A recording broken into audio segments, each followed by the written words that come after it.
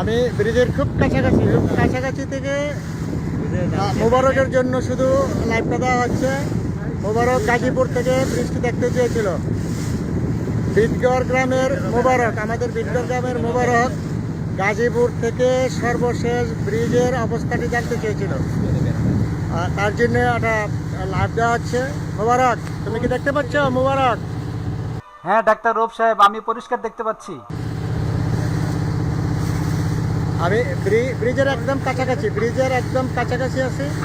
এই যে অবস্থা দেখো, এখনো 6টা গার্ডার বাকি রয়ে গেছে, 6টা স্ল্যাব বাকি আছে এখনো মধ্যে। এটা হচ্ছে তোমার মনতলি প্রান্ত। এই যে এটা মনতলি প্রান্ত, এই যে কাজ করতেছে কর্মীরা, অবশ্যই করতেছে। আর এই যে আমরা ক্রস করছি, এটা হচ্ছে সীতারামপুর প্রান্ত, তিতাসের উপরে। এই যে তিতাস নদী, যেটা ব্রাউন বেড়া চলে গেছে। মোবারক, কি তুমি দেখতে পাচ্ছ? মোবারক, আমি কিন্তু শুধু তোমার জন্য ব্রিজটা দেখালাম।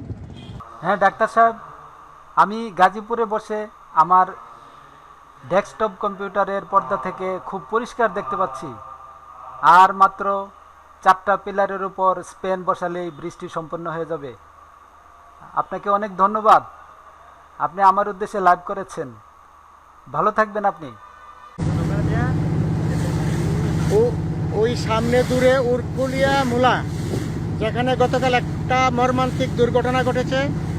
একটা স্পিডবোটের ঢেউয়ের কারণে এক নৌকার স্বামী স্ত্রী সহকারে মৃত্যুবরণ হয়েছে, পানিতে পড়ে মৃত্যুবরণ করেছে, এবং ওনাদের একটা মেয়ে নিখোঁজ আছে এখন পর্যন্ত।